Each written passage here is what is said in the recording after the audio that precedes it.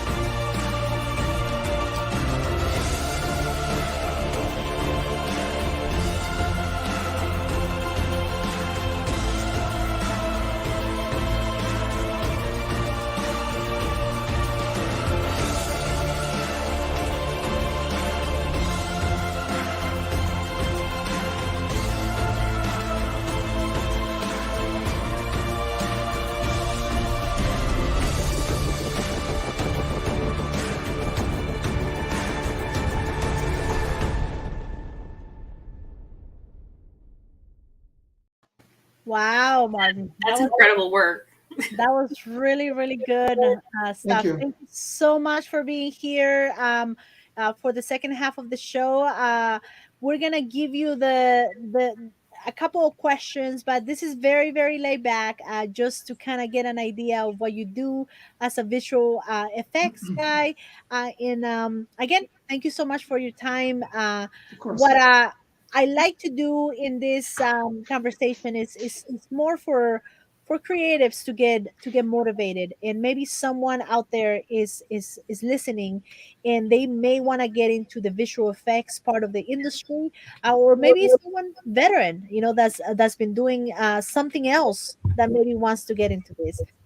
So I always start with the first question, which is, how did it all started for you as far as the creative aspect? I know it's a very broad Right. question, but you and I have a little bit of history, and I'll get to that a little bit. But just kind of tell me more about that. Sure. Um, so 1999, I was in Sacramento, one of the most boring places in the planet Earth. So I was trying to get into some kind of creative field, and I think I started going to college in Sacramento City College for graphic designing. And at that point, I think we were using Photoshop. I don't know, Photoshop like 6 or 5 or something. I Right. can't really remember. And so we were animating layers and kind of moving them around. And I thought that was kind of interactive and kind of cool, but it wasn't enough. And the labs, the computer labs, I will see this guy playing on the computer with this 3D program. Um, I forgot the name of the software that he was using, but it wasn't Maya, it was something else. Um, and so I remember seeing this guy. He was animating this skeleton, and he would put the skeleton inside of like a grave or something, and then he will reanimate and going back up. And I was like, that's the kind of thing that I want to do, right? I didn't talk to him because he was like very quiet and very focused, so I didn't want to bother him. So I kind of carry that thought in my head of like, I want to do that kind of thing, whatever it is that he's doing, moving the stuff in space. Yeah. And so in 2001, actually 2002, I moved to San Francisco, and I went to different schools and just went to the Academy of Art University, to the one in there was one in Oakland. I forget the name of it. And then there was the one that I went with Luz to the Art Institute of California, San Francisco. And I think I even checked out another school. And then I think we applied. You needed to submit some artwork or whatever. And at that point, again, I'm kind of skipping back and forth. It's been That's all right. 20, That's all almost right. 20 We'll, years. Fine. we'll narrow it So down.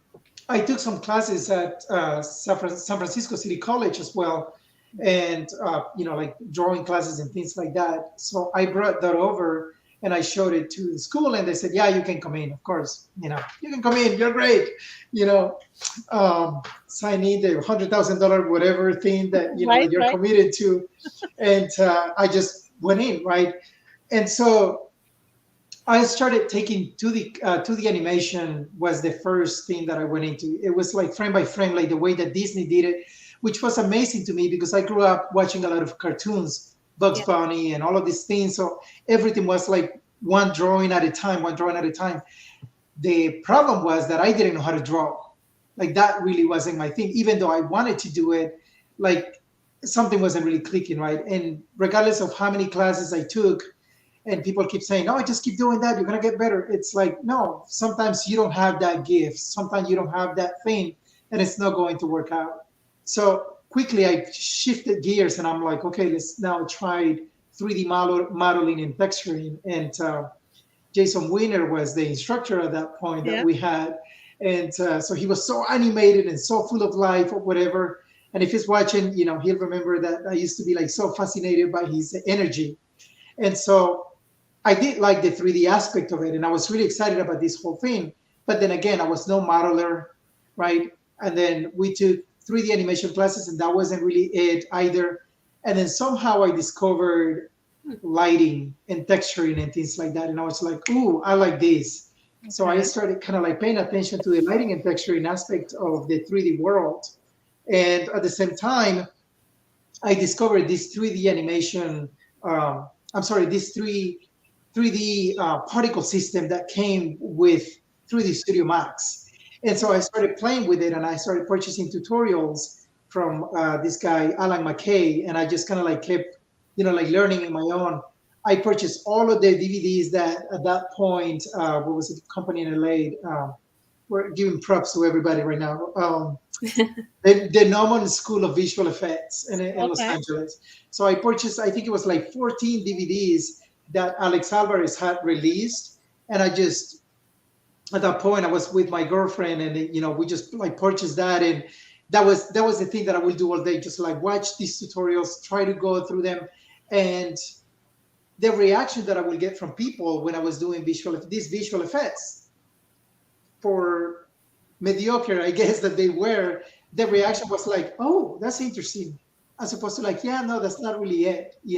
So I kind of latch on to that response that I was getting from people, and I just like kept going at it, right? When I graduated in 2007, I graduated with a degree on visual effects and animation, but there was no such thing at school. I made that degree myself just by watching tutorials and by just like spending countless hours on the weekends. Everybody was partying or whatever. I'll be locked in doing my own thing, and like I just became fascinated and obsessed with just like learning and getting better at it.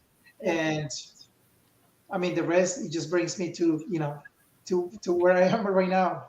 Very, very good. So I'm gonna stop you there, and we're gonna break that down because that's you said like quite a lot of great things there, and a lot of Sure. things that are takeaways. So you the first thing is how I met Martin. Martin and I went to school together, and it was a different time. It was just the technology was there, but it wasn't there yet. Right. Like the way that when we get into the VR and what you do now, I don't think even that was like, it was very primitive at Mhm. that moment.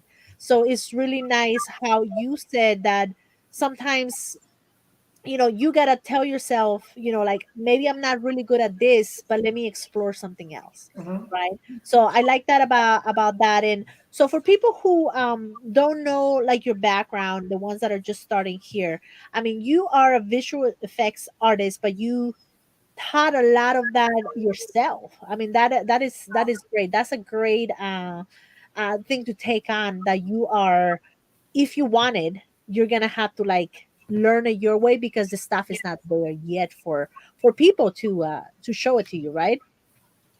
Correct. Yeah. So what I did have was all of that good stuff from school, the principles of animation, which are really important. Things like follow through, overlapping action. All of these principles, right? Like I could then apply them to the particle system's behavior, like the way things will behave and they will react with the proper gravity and the wind, how it will move the smoke and the steam, and all of these phenomenal, right, things that you start creating. Because back when ILM were doing it, right, it was all like I'm sorry, not computer, math generated, right? They'll just Yeah. write all of this math and all of this whatever, and then they get these beautiful behaviors going on.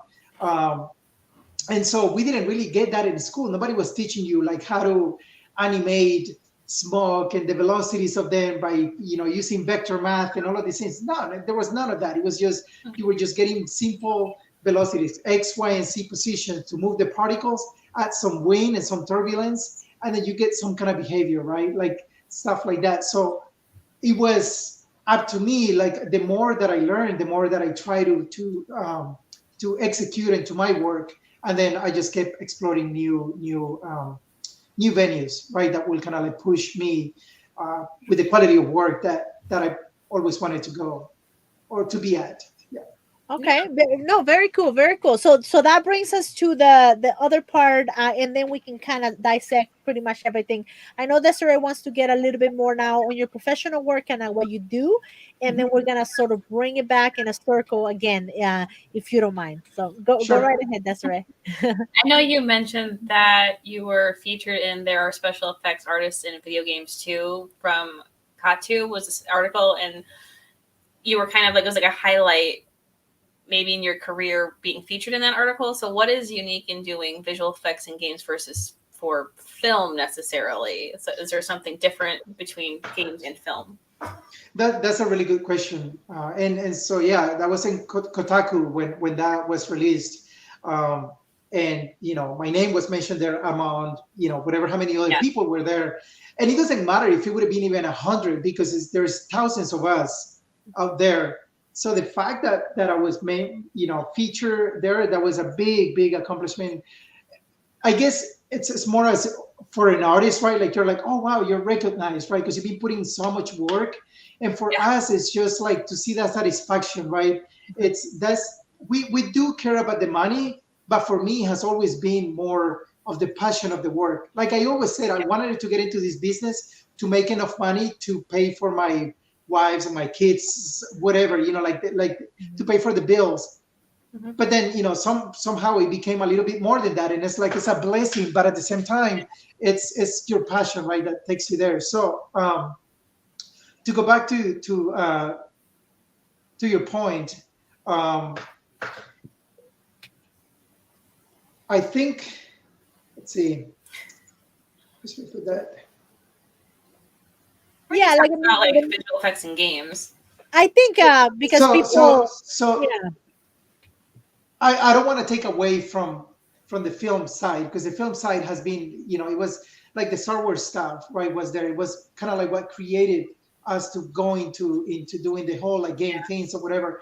But when you're working for games, when you're generating effects for video games, there's a lot of challenges, right? It's a lot of challenges because you're working with sprites, you're working with these cards that you put textures on, and you're able to, like, right, yeah, here's a great example right Yeah. there, right? Like that steam, when you're creating that in film, you're able to use like thousands and millions of like particles that will create that steam. And it's like little tiny dots that will give you that beautiful turbulent behavior. Here, I'm not doing that. Here is just a sprite that I put in, right? And I'm just animating the sprite and moving it and rotating it, and I'm animating the like in a smoke sequence Yeah. that plays into that car, and I'll just blend those particles, and then I'm presenting, and I'm kind of just moving that with some forces and things like that. And the other thing is that in film, sometimes you just get a different, let's say that you have, I don't know, a volcano, and then this thing is just erupting, and then you get this smoke or whatever, like going into one direction. That's the only shot that you get. When you're working in games, you need to present your idea from different angles. For example, here, you can go into that room and I can move the camera. I didn't do it that way because I'm not having a walkthrough. It's just, I decided just to shoot this as if I was shooting a movie. So it's very cinematic. And this was a personal thing that I did by myself, by the way, which we can get to it later. But the point being is that I can move around this entire room, right, and see that smoke. For film, sometimes it doesn't happen that way, right? Like you make it look really, really good from one angle, right. but you don't have to worry about what's going on the other side, because it's like shot, cut, put another shot, cut, right? Yeah. But for games, that has been the challenging thing, right? And I remember my first, when I got really serious working on this, I went to Crystal Dynamics, and I remember the challenging part of like, oh no, it looks pretty good from here, but we want to make it look from all the angles, right? So I would say that that's one of the things. I think it's how do you make something like the awesome visual effects that you see in Star Wars inside of a game when you're very limited, Yeah. right, by using sprites and things like that. Of course, nowadays the Unreal Engine now is pushing for fluid dynamics and things like that, but we still don't have uh, the computational power that can handle as many pixels on the screen the same way that we can do it in the film side. Yeah. Very, very good. That was a very good question, Desiree, and very, very great answer for Yeah. that, because you really you really are creating a 360 world, right, where every little thing can be seen in Correct. by the player. When you do games like that, just to kind of go on Desiree's questions, what is your process, right? Like, is as far as what your job is, let's just say this was a specific video game that you had to create an environment. What would be your job if you were in a team to make that? Because I see here that you have worked. I didn't do an introduction on you, which I apologize, but I see that you have worked on quite a few video games. Um, Right. and just to throw a few of them, I'll put them on the screen, but just maybe tell us a little bit about that, and to kind of go into the same question that Desiree said, how you can collaborate as a team, and what will be your task when creating that world. Of course. Yeah. So the the environment that you were looking at over there, right? Hmm. And I can actually, I don't know if I can post another link because I have another link that can probably shows like a breakdown and it's easier to Oh yeah, see Oh, send that's it. the cool. Yeah. things. You can So just email it, and then let's, I'll post it up. yeah, let me just go to Vimeo. And as I'm going there, and I'm going to get that fire Oh, is it the fire, the yeah, Houdini? the fire one, because the fire one has different layers, and you'll see exactly. And I can, as I'm explaining it, it's going to be easier for the viewers to Yeah. kind of get this whole thing. So Let me this see. was another like I always wanted it to create it to burn like an entire place, like a house or whatever.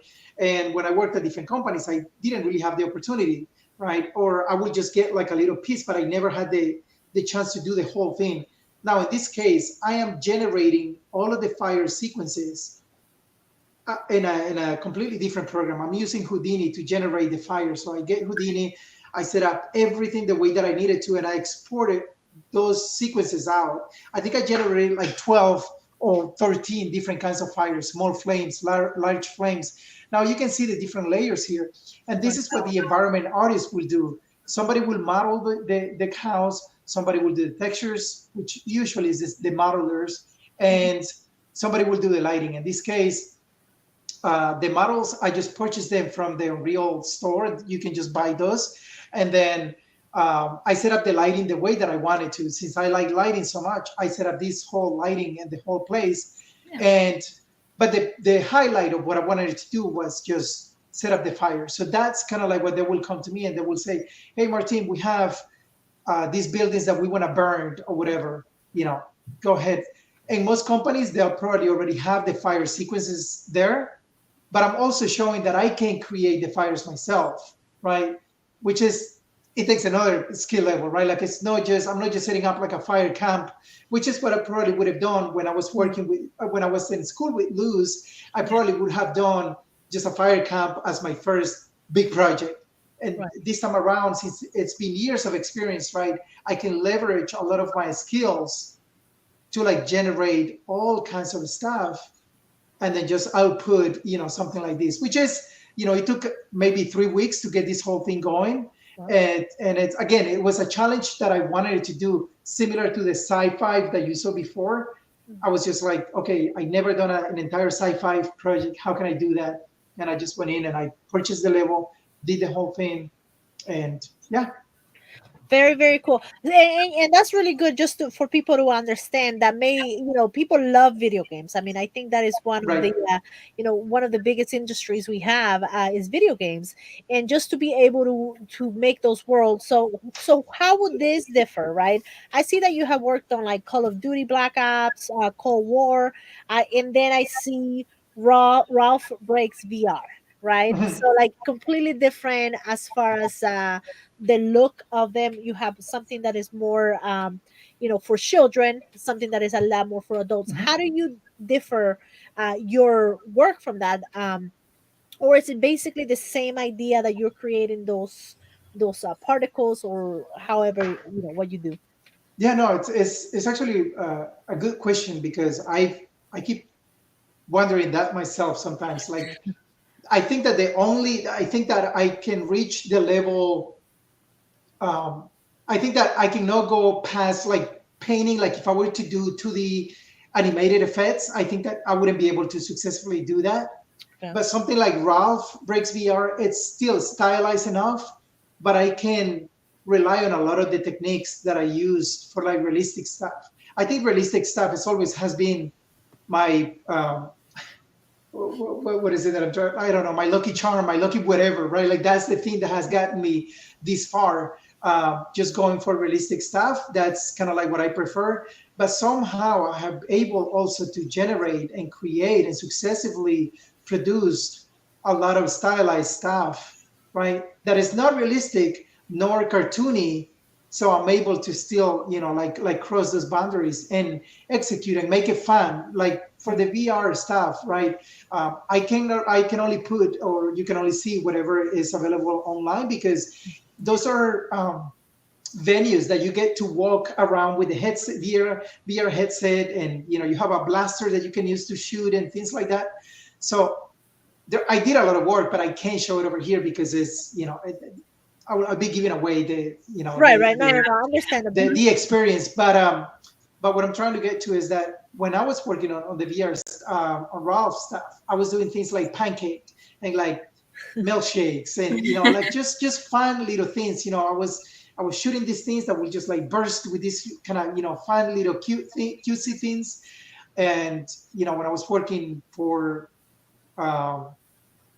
places like Striking Distance Studio, right? I was working more in like gooey, goopy, like disgusting, like blood spurts and all of these things. So I don't know, it's the way that my brain works, right? When it comes to visual effects, I will just try to do the effect that I'm being asked for to do, and I don't know. I guess I've been lucky.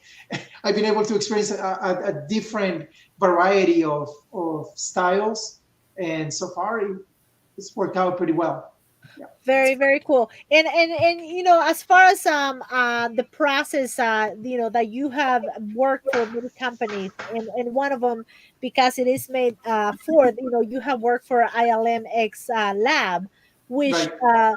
maybe let us know a little bit, like, do they focus more on the VR? What kind of, you don't have to say names if obviously, Yeah. if you don't have to, but like, what was your experience there in just being able to, something that you were able to work on the VR part of it, right? Like, Yeah. I guess tell us a So little bit about that yeah. experience. So I worked on, let's see, one, two, three. I think it was 4 projects that I worked on when I was there for 3 years. And by the way, that was kind of like, I know that I usually talk about Tomb Raider. That was like the highlight of my career. But I think Oh, that having been at ILM, it was just like a dream come true. I remember going to SIGGRAPH, with, I used to go with my girlfriend, or we'll go with people from college, and we'll go to SIGGRAPH, right? And just being a SIGGRAPH, looking at all of these people that worked in Star Wars and did a lot of the stuff, like I was so fascinated with the whole thing.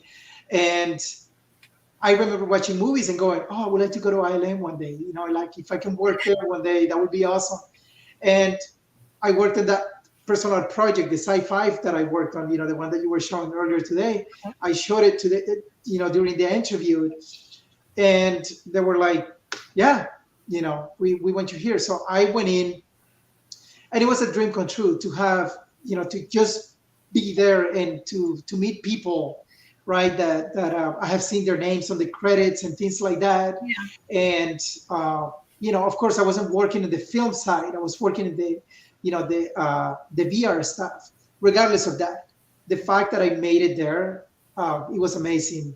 And so most of the stuff that we did, and I mean, this is public, is all ILMX Lab, it's all VR. So it's 90 frames per second, very challenging. Mhm. The good thing is that I have had all of this experience working on mobile games, working on PC, Xbox, whatever, right? Like I have worked on all of these different platforms, that when I got to work on another platform, which was VR, um, it was just a new thing. It was just for me to adjust, like my brain to adjust and like work on these things. Of course, there's a lot of constraints, a lot of constraints. I'm not gonna lie to you guys.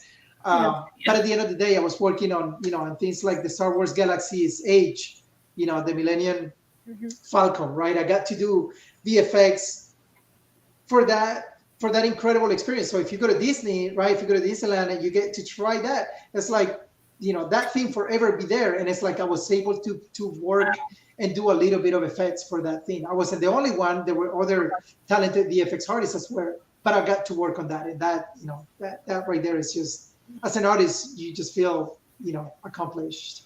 Yeah. That's great. That was actually Desiree's question, which you just hit that Well, right I'll on. be going down there in September, so I'll be sure to Nice. go on the ride for the Yeah. Smugglers run. I mean, I don't know if you You want to should- elaborate how complex it is to do like a ride for Disney. So the part that we worked on was only the VR part, right? Like the whole experience. And I'm not really sure how much I should be sharing here, because Island No. is very True. private. Yeah, I don't like it in trouble. I guess the question could be You like, from a game perspective, that you're using a controller, you're on a console, through a VR experience.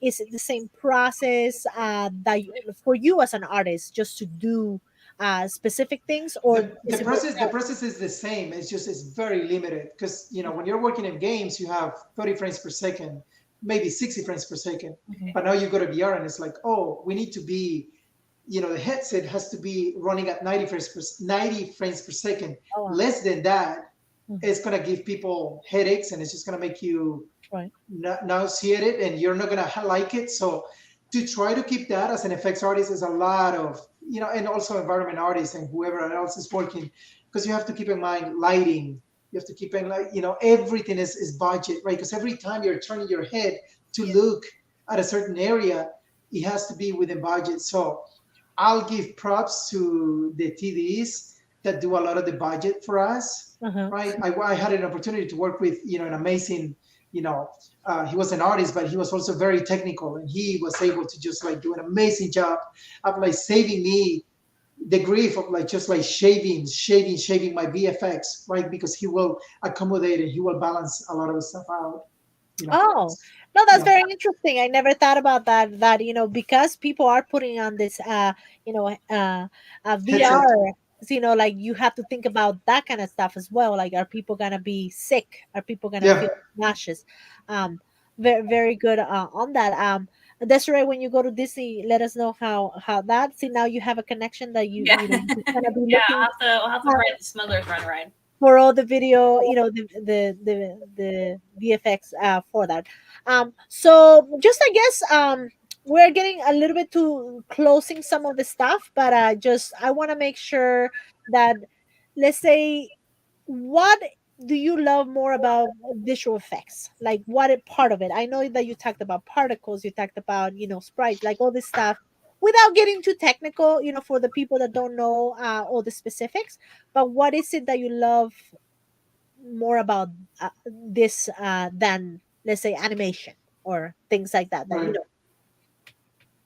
Yeah, I think it's, for me, is bringing things to life. Yeah. I was playing a game years ago. It was Ninja Gaiden on the Xbox, and when I passed I went through a few levels, and then I came back, and there was nothing, and I was like, "Oh, what's going on?" Like, there's nothing. It was just empty spaces, and I said to myself, if I get to work in games, I want to make sure that I always put VFX so that it's never empty. So you don't have to have an empty space. Like, let's say that you go through a level, but you can have like moss, right? And that would be something that a VFX artist will do, because it's just a few little. So particles are just like these points, right? And you get to animate these points. You get to give them velocities. You get to give them forces like gravity, right? Like noise, and you just kind of move them around. So animating these things and putting them at different levels bring spaces to life. So it's not just steam and explosions and Right. muscle flashes and things like that. It's also doing things like ambers, right? Like ambers will just bring, they'll give you the sense of, oh, there's a fire or whatever, and you have that animation, you have all of these things happening that just bring things to life. Everything, if you have a weapon, right, I'm able to collaborate with the animators and with the modeler, so that the weapon, we know when the weapon is loaded, we know when the weapon is active, we know when the thing is run out of bullets, right? And stuff like that. So it's not just in environments, it's also in weapons, vehicles, you name it, right? It's all kinds of opportunities where somebody like me in my position as a VFX artist get to bring things to life, I guess, in a nutshell. Yeah. No, that's great. And that brings us to one of the last questions that we always ask everyone. Desiree, I'm gonna give you this one, and then I can close out some of the other aspects that we have. Okay. So we usually ask, what advice would you give to an up and coming filmmaker, or what advice would you give to your younger self about? Yeah, like maybe something you didn't know you were, Yeah. getting into this that could Right. help. So now that I've been doing this for a while, right, I'm able to kind of like not let go of the gas, because I'm not doing that. I don't think I will ever do that. But I'm able to balance things, and then to see that um, your life, your personal life, and your family comes first, It's true. right? Yeah. So balance is really important. You know, balance. Don't think that if you don't finish everything in one go, that you're gonna get fired. Uh, just keep consistency, keep doing what you're doing, but remember to have some balance in your life as well. Very good. That's Very great good. advice. Yeah. That's very important, especially nowadays that there's so much stuff going on. There's so many pressures, especially because there's so much competition going on. Right. It's a competitive industry. So definitely, I mean that was great. We cannot thank you enough for giving us your time today, just to come here and share that. I really do think that someone out there is watching, and they're gonna see this, and they're gonna get motivated to maybe go into the same path of a special effects artist, or anything in that realm of games VR, because it's only growing. It's only growing. Yeah. It's gonna get even better and better. Just more realistic than ever. Yep. Right. Right. So thank you so much for your Thank time. you. Desiree, any housekeeping that you may have, maybe do the same as far as Monday, what we have. And then I'm going to leave everyone with Martin's demo reel again, so they can check it out. And I think they can find you on LinkedIn, or any other social media other than that if people are looking to connect, Oh, or, with me? or just watch your stuff. Yeah. Yeah. Well, I have the Vimeo page. I think you have my. Can I just put it in here in the private chat? Yeah, put it There's right that right there. there. I don't have. It used to be my page used to be Martin Romero VFX.com, but I use Vimeo, and Okay. it's very affordable. So I just pay like whatever the yearly fee is, $50, and I get to put all of my movies in there, and I don't have to maintain the website, and all of that. So Perfect. here's my Vimeo page too, and I think you had it, but I'll give it to you again. Yeah. And yeah, I don't have what's the order. I mean, there's so much stuff going No, on. you don't have to give us all your socials. Don't worry. This I is don't, more. I, This I one. don't really have. Yeah, I mean, I just have my Vimeo page and my Facebook, but I don't. Facebook it's just like a personal thing. But I don't have what else. There's, I mean, so many things that people have nowadays. I don't really have any of those things. I just have Facebook and my Vimeo page, which is this Very, one right here. very cool. While you put that up, Desiree, just do the closing what you need, and if you hang out until your demo is done, when we finish the broadcast, just to properly say goodbye. And Yeah. again, thank you so much, Martin. We really do appreciate Yeah. your Thank you time so today. much. Thank you. Yeah, we Yeah, want to appreciate thank it too. we want to thank everyone for joining us for our special Star Wars Day episode. We always have wonderful events coming up, so be sure to follow the Independent Film Creative Hub on Facebook and Instagram to stay up to date with what we have going on. And we want to thank the Lackawanna County Arts and Culture Department for giving us a grant to do what we do, and for everyone who supports us by watching or listening or coming to our events. We really appreciate it. And to all our guests we value your wisdom and knowledge, and we love having you on. You can subscribe to our YouTube channel where you can see any of these talks if you missed our live broadcast. And we also have a podcast on multiple platforms where you get your podcasts, where we put the audio of the interviews on. So if you want to listen to it or watch it, you can do that too. Yes, definitely get creative and get motivated. Again, thank you. We're going to leave you with Martin's demo reel for those who missed it in the beginning. You all have a great night, Desiree. And Yeah, and may the force be with you. there you go. All right, sounds good.